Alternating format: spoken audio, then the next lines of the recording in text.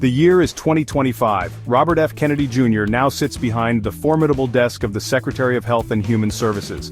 It's a position of immense power and responsibility, wielding influence over the health and well-being of millions of Americans. Yet Kennedy's appointment has been met with a wave of controversy, fueled by his long-held, often disputed views on vaccines and his connections to the Church of Scientology. Kennedy, a scion of a political dynasty, has built a career on challenging established science and institutions. He is a vocal critic of vaccine safety, a stance that has put him at odds with the medical establishment and earned him accusations of spreading dangerous misinformation. The controversy surrounding Kennedy is not limited to his views on vaccines. His ties to the Church of Scientology, an organization often shrouded in secrecy and controversy, have also raised eyebrows. Only time will tell how Kennedy's leadership will shape the future of public health in the United States.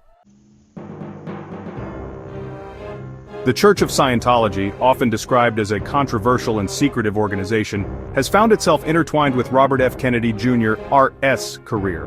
While Kennedy has not publicly declared any personal affiliation with Scientology, his professional ties to the organization are undeniable. These ties primarily manifest through his collaboration with prominent law firms known for their connections to the church. One such firm is Wisner Baum, a legal powerhouse with a reputation for taking on large corporations, particularly in the pharmaceutical industry. Kennedy has worked closely with Wisner Baum on several high-profile cases, including lawsuits against Merck and Bayer.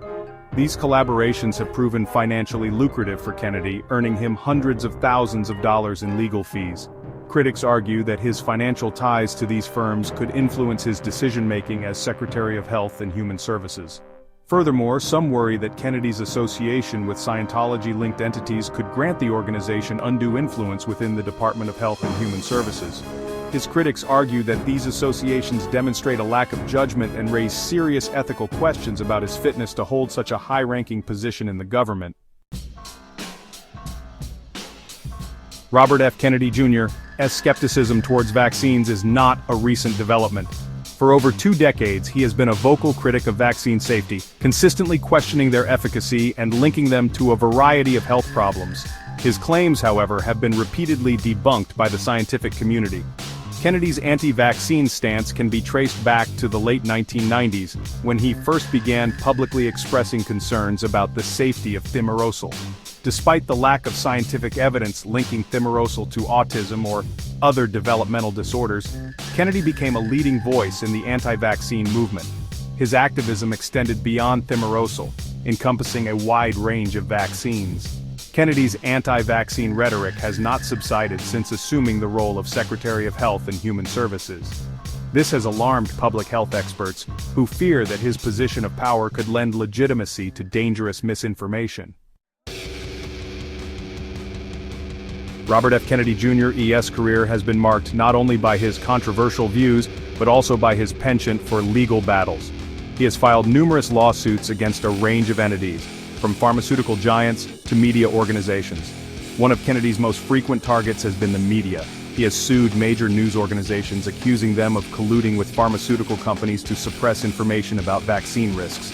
These lawsuits, often dismissed as frivolous, have been widely criticized as attempts to intimidate journalists and stifle free speech. Kennedy has also taken aim at institutions implementing vaccine mandates. He filed lawsuits against New York City over its measles vaccination requirement and challenged Rutgers University's COVID-19 vaccine mandate for students. These legal challenges, while ultimately unsuccessful, highlight Kennedy's unwavering commitment to opposing vaccine requirements. His legal crusades have extended beyond vaccines. He has also been involved in litigation against companies like Monsanto, alleging that its Roundup weed killer causes cancer. Robert F. Kennedy Jr.'s history of making controversial statements extends far beyond the realm of vaccines. He has consistently espoused a range of unconventional health claims, often contradicting widely accepted scientific consensus. One of Kennedy's most alarming claims concerns the supposed dangers of 5G technology. He has repeatedly asserted that 5G radiation causes cancer and contributes to the spread of COVID-19, despite a lack of scientific evidence. Kennedy has also promoted conspiracy theories about the origins of COVID-19. He has suggested that the virus was engineered to target specific racial groups, a claim that has been met with widespread condemnation. His unconventional views extend to mental health. Kennedy has linked antidepressants to school shootings, implying a causal relationship between medication and violence. He has also waded into the debate on gender identity, suggesting that the pesticide atrazine is responsible for an increase in transgender identification. These pronouncements have raised concerns about his judgment and his ability to distinguish between credible evidence and unfounded speculation. The appointment of Robert F. Kennedy Jr. as Secretary of Health and Human Services has sent shockwaves through the public health community. His long history of promoting anti-vaccine sentiments and embracing unconventional health claims has raised serious concerns about the future direction of public health policy under his leadership. One of the most pressing concerns is the potential impact on vaccination rates. Kennedy's skepticism towards vaccines, amplified by his position of power, could erode public trust in these life-saving interventions. This could lead to a decline in vaccination rates, creating fertile ground for the resurgence of preventable diseases. Beyond vaccines, Kennedy's embrace of alternative health practices and his distrust of mainstream medicine could influence the allocation of resources and the prioritization of research initiatives.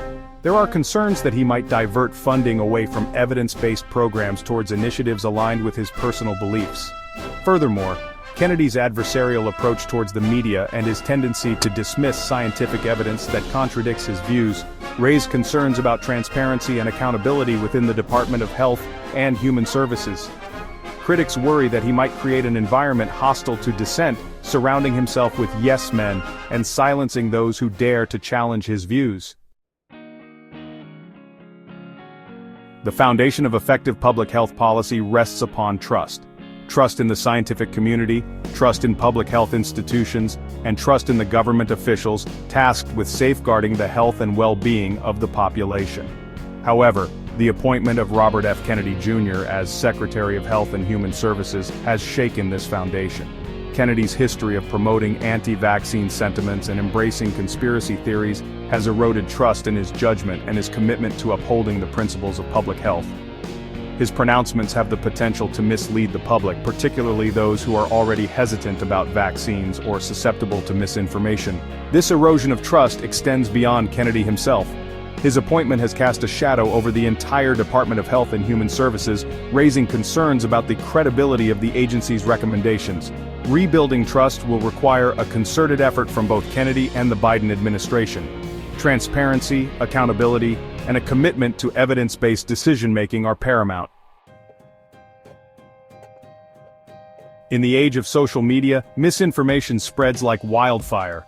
Robert F. Kennedy Jr., his history of promoting anti-vaccine sentiments and embracing unconventional health claims, has made him a darling of online communities peddling conspiracy theories. His pronouncements, often shared widely on platforms like Facebook and Twitter, have the potential to influence public opinion and shape health behaviors. The spread of misinformation about vaccines has been linked to a decline in vaccination rates and a resurgence of preventable diseases. When individuals refuse vaccines based on false information, they not only put themselves at risk, but also jeopardize the health of their communities. The consequences of misinformation extend beyond infectious diseases. False claims about cancer treatments can lead individuals to forego proven therapies in favor of unproven alternatives. Combating misinformation requires a multi-pronged approach. Social media companies must take responsibility for the content shared on their platforms, implementing measures to identify and flag false information. The appointment of Robert F. Kennedy Jr. as Secretary of Health and Human Services has cast a long shadow over the future of public health in the United States. His controversial views, his embrace of conspiracy theories, and his adversarial approach towards the scientific community have raised serious concerns about his ability to effectively lead an agency tasked with protecting the health and well-being of millions of Americans. The road ahead is fraught with challenges. Rebuilding trust in public health institutions, combating the spread of misinformation, and addressing the root causes of vaccine hesitancy will require a concerted effort from policymakers, healthcare providers, and the public alike. It is essential to prioritize evidence-based decision-making, to engage in respectful dialogue with those who hold differing viewpoints, and to recognize the shared responsibility we all have in safeguarding public health. Kennedy's tenure as Secretary of Health and Human Services will be closely scrutinized. His actions, his policies, and his pronouncements will be carefully analyzed for any indication of how his personal beliefs might be influencing his decisions. The stakes are high and the consequences of failure could be dire. Only time will tell how this chapter in American public health will unfold.